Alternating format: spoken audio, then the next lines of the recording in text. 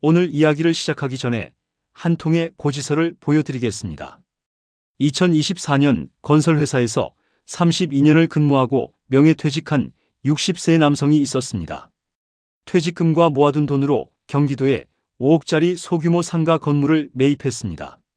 월세 수입 320만 원, 대출이자 빼면 200만 원이 남으니까 국민연금 받기 전까지 7년을 넉넉히 버틸 수 있다고 계산했습니다.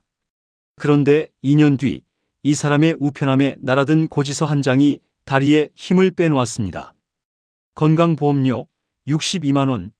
직장 다닐 때 15만 원 내던 건강보험료가 4배가 넘게 뛰어올랐습니다.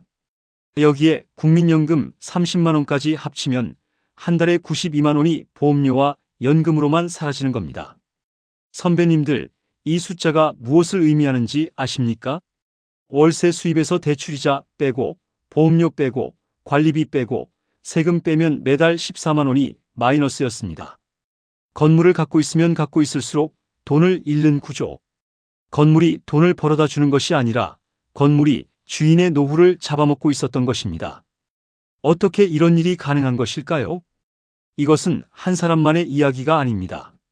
지금 이 순간에도 퇴직을 앞두고 건물 매입을 꿈꾸는 수십만 명의 은퇴 예정자들이 똑같은 함정 앞에 서 있습니다. 오늘 이 영상 하나가 여러분의 노후를 지켜줄 수 있습니다. 단 1초도 시선을 떼지 마십시오. 이 자리에서 낱낱이 밝혀드리겠습니다. 첫째, 퇴직하는 순간 건강보험료가 왜 폭탄처럼 터지는지 그 구조를 선배님들 눈높이에서 명쾌하게 풀어드리겠습니다. 둘째, 2026년부터 시행되는 건강보험료 정률제가 건물을 가진 은퇴자에게 왜 더 무서운 칼이 되는지 적나라하게 보여드리겠습니다. 셋째, 이 함정을 피하는 구체적인 방법. 임의계속가입, 피부양자 전환, 소득 조정 신청, 그리고 가장 확실한 방어막인 직장가입자 자격 유지 전략까지 하나도 빠뜨리지 않고 알려드리겠습니다. 끝까지 보신 분만이 이 칼날을 피해갈 수 있습니다. 자, 그러면 본론으로 들어가겠습니다. 선배님들, 직장에 다니실 때를 떠올려 보십시오. 건강보험료를 얼마나 내셨습니까? 사실 정확한 금액을 모르셨던 분이 대부분일 겁니다. 왜냐하면 월급에서 알아서 빠져나갔으니까요. 그것도 회사가 절반을 내주니까 본인 부담은 월급의 3.5% 정도밖에 안 됐습니다. 이것을 비유로 말씀드리겠습니다. 직장에 다닐 때 건강보험료는 마치 수도꼭지에서 졸졸 흐르는 물과 같습니다. 물이 나가는지도 모를 만큼 조용합니다. 그런데 퇴직하는 순간 그 졸졸 흐르던 수도꼭지가 소방호스로 바뀝니다. 수도꼭지를 잠그고 싶어도 잠글 수가 없습니다. 물은 무조건 나갑니다. 그것도 4배, 5배, 때로는 10배 이상의 수압으로 쏟아집니다. 왜 이런 일이 벌어지는 것일까요? 핵심은 바로 이것입니다. 직장 가입자와 지역 가입자의 보험료 산정 방식이 완전히 다릅니다. 직장 가입자는 단순합니다. 월급의 7.19%를 곱하고 그 절반만 본인이 냅니다. 월급 300만 원이면 본인 부담이 약 10만 8천 원입니다. 끝. 이것밖에 없습니다. 그런데 지역 가입자는 전혀 다른 세상입니다. 소득에다가 재산까지 합쳐서 보험료를 매깁니다. 여기서 말하는 재산이 무엇이냐면 아파트, 건물, 토지, 자동차, 심지어 전세 보증금까지 전부 다 들어갑니다. 더 무서운 것은 대출이 있어도 빼주지 않는다는 사실입니다. 건물 가격이 5억인데 그중 2억 7천이 은행 빚이라면 실제로 내 돈은 2억 3천밖에 안 됩니다. 하지만 건강보험공단은 5억짜리 건물 전체를 재산으로 잡습니다. 빚은 없는 셈 치는 겁니다. 서류상으로는 부자인데 실제로는 매달 이자 갚느라 허덕이는 사람에게도 부자 기준의 보험료를 물리는 겁니다. 이것이 바로 가진 만큼 낸다는 말의 진짜 의미입니다. 빚진 만큼은 빼주지 않는다는 뜻이기도 한 거죠. 구체적으로 숫자를 보여드리겠습니다. 60세 퇴직자가 아파트 한 채공시가 4억에 상가 건물 한 채공시가 3억 5천을 보유하고 연간 임대소득이 3,800만 원이라고 가정하겠습니다. 소득 부분에서 건강보험료가 월 20만 원 이상 나옵니다. 재산 부분에서 30만 원이 훌쩍 넘습니다. 합치면 건강보험료만 월 55만 원, 여기에 장기요양보험료까지 더하면 월 62만 원이 넘어갑니다. 직장 다닐 때 15만 원 내던 사람이 퇴직했다는 이유 하나만으로 62만 원을 내는 겁니다. 선배님들, 이게 4배입니다. 월급은 사라졌는데 보험료는 4배가 됐습니다. 도대체 이것이 공정한 것입니까? 그런데 여기서 끝이 아닙니다. 2026년부터 건강보험료 제도가 대대적으로 바뀌고 있습니다. 보건복지부가 발표한 건강보험료율은 7.19%, 전년보다 0.1%포인트 인상됐습니다. 이것보다 더 큰 변화가 있습니다. 바로 재산보험료의 정률제 전환입니다. 기존에는 재산을 등급으로 나눠서 보험료를 매겼습니다. 쉽게 말하면 재산이 1억이든 1억 5천이든 같은 등급에 묶이면 같은 보험료를 냈습니다. 계단식이었던 겁니다. 비유를 하나 들어보겠습니다. 기존 등급제는 마치 옛날 시장의 저울 같은 것이었습니다. 고구마를 살 때 100g이든 150g이든 한 바구니에 넣으면 같은 값을 받았습니다. 조금 억울한 사람도 있었지만 반대로 조금 이득인 사람도 있었습니다. 그런데 정률제는 전자저울입니다. 1g 단위까지 정확하게 잰다는 것입니다. 가진 재산에 정확히 비례해서 보험료를 매깁니다. 이론도 빠짐없이 잡아낸다는 뜻입니다. 물론 이 제도의 취지 자체는 좋습니다. 서민들의 부담은 줄고 고액 자산가의 부담은 늘어나니까요. 실제로 지역 가입자의 65%에 해당하는 561만 세대는 보험료가 내려갑니다.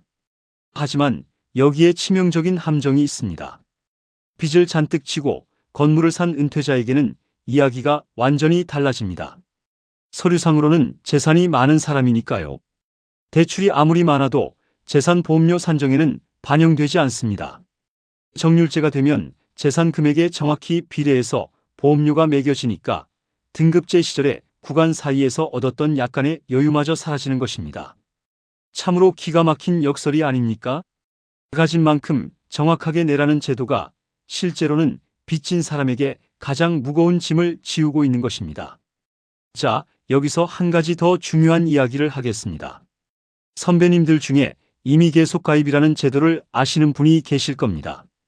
퇴직하고 나서도 최대 36개월, 그러니까 3년 동안은 직장 다닐 때와 비슷한 수준의 건강보험료를 낼 수 있게 해주는 제도입니다. 이 제도가 있으니까 괜찮다고 생각하시는 분이 많습니다. 하지만 바로 이것입니다. 이 제도가 오히려 착각을 부르는 마취제가 됩니다. 3년이라는 시간은 금방 갑니다. 눈 깜짝할 사이에 지나갑니다. 그런데 그 3년 동안 건강보험료가 싸니까 사람들이 방심합니다. 아, 건보료 괜찮네 하면서 건물을 사거나 임대사업을 시작합니다. 그리고 3년이 지나서 이미 계속 가입이 끝나는 순간 벼락 같은 고지서를 받는 것입니다. 앞서 말씀드린 그 60세 퇴직자도 마찬가지였습니다. 이미 계속 가입 기간에는 월 15만 원 수준의 건보료를 내고 있었습니다. 그러다가 기간이 끝나자마자 62만 원짜리 고지서가 날아온 것입니다. 15만 원에서 62만 원으로 한 달 만에 47만 원이 늘어났습니다. 이것을 비유하면 이렇습니다. 3년 동안은 따뜻한 온실 안에 있는 겁니다. 바깥이 영하 20도인지도 모르고 편안하게 지냅니다.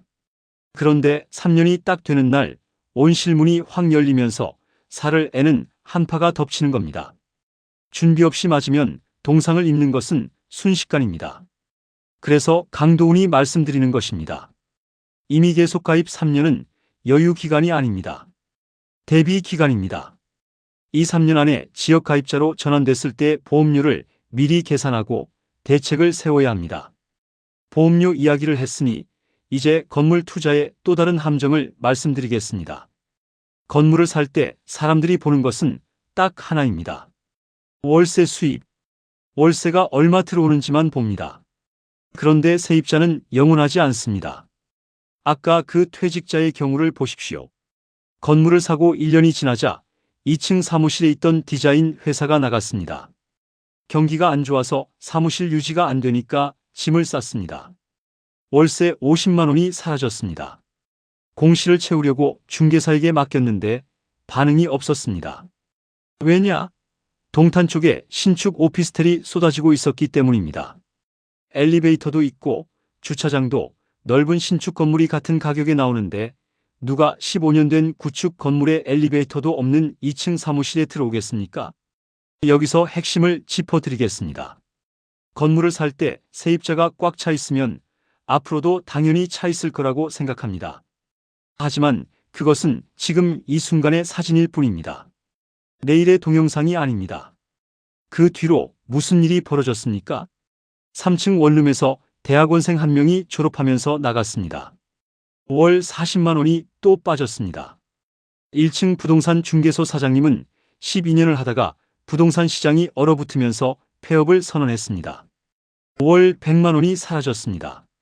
옆 건물에 새 네일숍이 가격을 확 낮추고 들어오면서 기존 네일숍 원장은 월세를 70만 원으로 깎아달라고 했습니다. 320만 원이던 월 임대 수입이 130만 원으로 쪼그라들었습니다. 반토막이 아니라 3분의 1 토막이 된 것입니다. 여기에 보일러 교체 400만 원, 옥상 방수 공사 350만 원, 배관 교체 400만 원까지 더해지니까 수리비만 1150만 원이 나갔습니다. 선배님들, 건물은 사람과 같습니다. 나이가 들면 여기저기 아프기 시작합니다. 15년 된 건물의 보일러, 배관, 방수층은 이미 수명이 다한 상태입니다. 새 차를 사면 처음에는 정비 비용이 안 들지만 10년 넘은 차는 매년 수백만 원씩 정비에 들어가지 않습니까? 건물도 똑같습니다. 그런데 차는 폐차하면 그만이지만 건물은 세입자가 있으니까 폐차할 수도 없습니다. 보일러가 고장나면 한겨울에 세입자에게 추위를 견디라고 할 수는 없잖아요. 고칠 수밖에 없습니다. 40만 원짜리 월세를 지키려고 400만 원을 쓰는 상황이 벌어지는 것입니다. 여기서 잠시 멈추겠습니다. 이 이야기를 듣고 계신 60대, 70대 선배님들.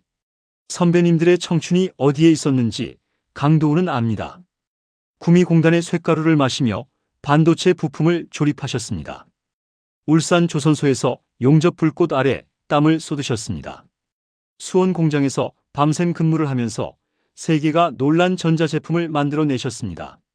마산 수출 자유지역에서 창원 기계공단에서 인천 부평 공장에서 32년, 35년, 40년을 한 직장에 바치셨습니다. 그 굳은 살, 그 허리 통증, 그 무릎 관절이 대한민국 경제 기적의 증거입니다. 그렇게 평생을 바쳐서 모은 퇴직금으로 노후를 준비하려 했을 뿐입니다. 가족을 위해 남은 생을 편안하게 보내려 했을 뿐입니다. 그것이 죄입니까? 건물 한 채 산 것이 잘못입니까? 아닙니다. 선배님들은 잘못한 것이 없습니다. 문제는 제도가 선배님들의 상황을 반영하지 못한다는 것입니다. 평생 월급쟁이로 일하다가 퇴직한 사람이 노후 대비로 건물을 샀을 뿐인데 하루아침에 고액 자산가 취급을 받는 현실. 빚이 절반이 넘는데도 재산 전체의 보험료를 물리는 구조. 이것은 선배님들의 잘못이 아니라 제도의 사각지대입니다. 그렇기에 우리가 이 사각지대를 알아야 합니다. 알아야 피할 수 있습니다. 그래서 오늘 이 자리에서 강도훈이 그 방법을 하나하나 알려드리는 것입니다. 선배님들의 땀이 헛되지 않도록 평생 모은 자산이 보험료에 녹아내리지 않도록 지금부터 하나도 놓치지 말고 들어주십시오. 자, 이제 가장 중요한 이야기입니다. 선배님들, 지금 퇴직을 앞두고 계시거나 이미 퇴직하신 분들, 혹시 이런 계획을 갖고 계신 것은 아닙니까? 퇴직금으로 소형 상가를 하나 사서 월세를 받으면 노후가 편안하겠지. 강도훈이 단언합니다. 그 계획이 여러분의 노후를 파괴할 수 있습니다. 오늘 이야기한 그 퇴직자의 결말을 말씀드리겠습니다. 결국 건물을 4억 3천만 원에 팔았습니다. 매입가 5억 2천만 원에서 9천만 원의 매각 차손이 발생했습니다. 여기에 2년간 누적된 수리비 1,230만 원, 매달 적자 누적분 약 2,700만 원, 총 1억 3천만 원을 잃었습니다. 32년 동안 모은 노후 자금의 절반이 넘는 돈이 2년 만에 증발한 것입니다. 이것은 한 사람의 특수한 사례가 아닙니다. 퇴직 후 상가 건물을 매입한 사람들이 공통적으로 빠지는 함정입니다. 대출이자만 계산하고 건강보험료는 계산하지 않습니다. 현재 임차 상황만 보고 공실 리스크는 보지 않습니다. 건물의 외관만 보고 배관과 방수층의 수명은 보지 않습니다. 그러면 어떻게 해야 합니까? 강도훈이 구체적인 방어 전략을 말씀드리겠습니다. 첫째, 퇴직 전에 반드시 건강보험료 모의 계산을 하십시오. 국민건강보험공단 홈페이지에 들어가시면 지역가입자 보험료 모의 계산 메뉴가 있습니다. 아파트 공시가격, 보유재산, 예상소득을 넣으면 퇴직 후 건보료가 얼마나 나올지 미리 알 수 있습니다. 이 한 번의 계산이 수천만 원을 지켜줄 수 있습니다. 건물 투자를 생각하신다면 건물의 임대소득과 건물 공시가격까지 넣어서 계산해 보십시오. 월세 수입에서 대출이자, 건보료, 국민연금, 재산세, 종합소득세, 관리비를 전부 빼보십시오. 그래도 이익이 남습니까? 남지 않는다면 그 건물은 사는 것이 아니라 짐을 사는 것입니다. 둘째, 임의계속가입 제도를 최대한 활용하십시오. 단, 그 기간을 대비 기간으로 쓰십시오. 퇴직 후 최대 36개월 3년 동안 직장 다닐 때 수준의 건보료를 유지할 수 있습니다. 퇴직 전 18개월 동안 직장가입자 자격을 1년 이상 유지한 분이라면 누구나 신청할 수 있습니다. 중요한 것은 신청 시기입니다. 지역가입자로 전환된 후 최초 고지서를 받은 날부터 납부기한에서 2개월 이내에 신청해야 합니다. 이 기간을 넘기면 신청 자체가 불가능해집니다. 반드시 퇴직하자마자 캘린더에 표시해 두시고 놓치지 마십시오. 그리고 2, 3년 동안 미적거리지 마시고 3년 후를 준비하십시오. 재산을 어떻게 정리할 것인지, 피부양자로 전환할 수 있는지, 파트타임이라도 직장을 구할 수 있는지 미리 알아보셔야 합니다. 셋째, 직장 가입자 자격을 유지하는 것이 가장 강력한 방어막입니다. 이것이 오늘 이야기의 핵심 중의 핵심입니다. 아까 그 퇴직자가 결국 건물을 팔고 건설 현장 안전관리 파트타임을 시작했습니다. 주 3일 근무에 월급 180만 원. 화려하지 않습니다. 하지만 그 순간 무슨 일이 벌어졌는지 아십니까? 건강보험료가 62만 원에서 6만 5천 원으로 떨어졌습니다. 10분의 1도 안 되는 금액입니다. 같은 사람인데 소속만 바뀌었을 뿐인데 보험료가 10배 차이가 나는 것입니다. 왜냐하면 직장 가입자는 월급 기준으로만 보험료를 매기고 회사가 절반을 내주니까요. 재산이 아무리 많아도 직장 가입자인 이상 재산 보험료가 부과되지 않습니다. 건물이 있어도 아파트가 있어도 직장에 소속되어 있으면 월급 기준 보험료만 내면 됩니다. 주 15시간 이상 근무하면 직장 가입자 자격이 됩니다. 주 15시간이면 하루 3시간씩 주 5일이면 되는 겁니다. 이 정도의 파트타임만으로도 건강보험료 부담을 10분의 1로 줄일 수 있습니다. 이것을 비유하면 이렇습니다. 건강보험료라는 비바람을 막고 있는데 직장 가입자 자격은 튼튼한 우산입니다. 우산 없이 비를 맞으면 온몸이 젖습니다. 하지만 작은 우산이라도 하나 쓰면 핵심 부위는 지킬 수 있습니다. 파트타임 직장이 바로 그 작은 우산입니다. 넷째, 소득 조정 신청 제도를 반드시 알아두십시오. 건강보험료는 전년도 소득 자료를 기준으로 매깁니다. 그래서 건물을 팔고 임대소득이 사라져도 전년도 소득이 반영되어 있어서 바로 보험료가 줄지 않습니다. 6개월에서 1년의 시차가 발생합니다. 하지만 소득이 줄었다면 건강보험공단에 소득 조정을 신청할 수 있습니다. 폐업, 퇴직, 소득 감소 등의 사유가 있으면 증빙 서류를 제출해서 보험료를 조정받을 수 있는 제도입니다. 문제는 공단에서 따로 알려주지 않는다는 것입니다. 본인이 직접 챙겨야 합니다. 모르면 반년 넘게 높은 보험료를 꼬박꼬박 내게 됩니다. 아까 그 퇴직자도 이 제도를 한참 뒤에야 알았기 때문에 건물 판 뒤에도 반년이나 높은 보험료를 낸 것입니다. 다섯째, 피부양자 자격을 검토하십시오. 배우자나 자녀가 직장 가입자라면 그 사람의 피부양자로 등록되면 건보료를 한 푼도 안 낼 수 있습니다. 다만 조건이 까다로워졌습니다.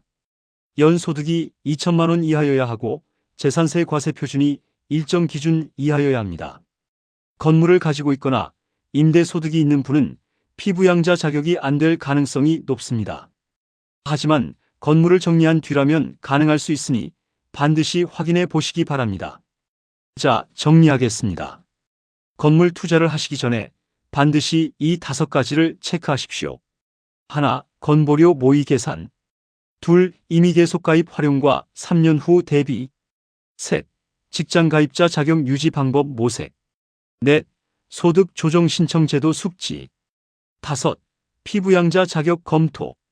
이 5가지를 모르고 건물을 사면 건물이 노후의 안전장치가 아니라 노후를 갉아먹는 시한폭탄이 됩니다. 선배님들, 세상의 돈이 어디로 흐르는지를 아는 것도 중요하지만 그보다 먼저 내 돈이 어디로 새나가는지를 아는 것이 더 중요합니다. 수입이 아무리 많아도 지출의 구멍이 크면 물이 차지 않습니다. 건강보험료라는 구멍을 모르고 건물 투자에 뛰어드는 것은 밑 빠진 독에 물 붓기와 다름없습니다. 선배님들이 이렇게 물으실 수 있습니다. 그러면 퇴직금으로 뭘 해야 합니까?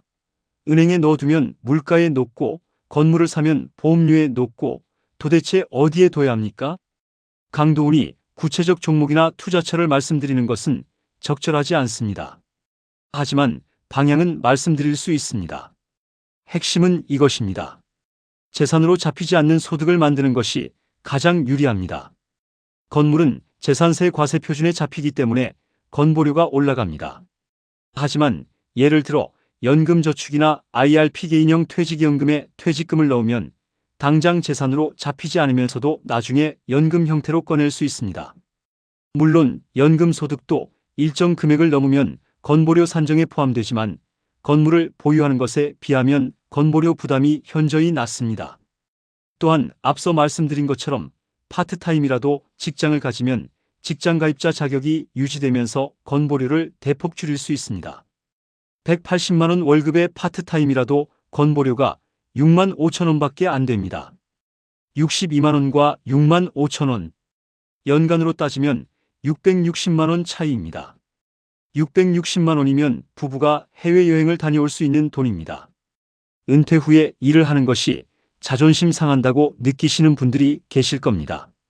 아까 그 퇴직자도 건설회사 부장 출신이 안전관리 파트타임을 한다는 것이 처음에는 자존심이 허락하지 않았다고 합니다. 하지만 그분이 나중에 이렇게 말했습니다. 소파에 앉아서 통장 잔고가 줄어드는 것을 지켜보는 것보다 몸을 움직이는 것이 훨씬 건강합니다. 돈이 들어오는 삶과 돈이 나가기만 하는 삶은 하늘과 땅 차이입니다. 맞는 말입니다. 일은 돈만 버는 것이 아닙니다. 건강보험료를 아끼는 가장 확실한 방법이기도 합니다. 오늘 이야기를 마무리하겠습니다. 퇴직 후 건물 매입이라는 꿈. 그 자체가 나쁜 것은 아닙니다. 가족을 위해, 편안한 노후를 위해 월세 수입을 꿈꾸는 마음은 당연합니다. 하지만 그 꿈 뒤에 숨어있는 칼날을 모르면 꿈이 악몽이 됩니다. 건강보험료, 국민연금, 재산세, 종합소득세, 수리비, 공실리스크. 이 6가지가 건물주라는 달콤한 타이틀 뒤에 숨어서 선배님들의 퇴직금을 노리고 있습니다. 오늘 알려드린 5가지 방어 전략 다시 한번 정리합니다. 1. 건보료 모의 계산을 반드시 하십시오. 2. 임의계속가입 36개월을 대비 기간으로 활용하십시오. 3.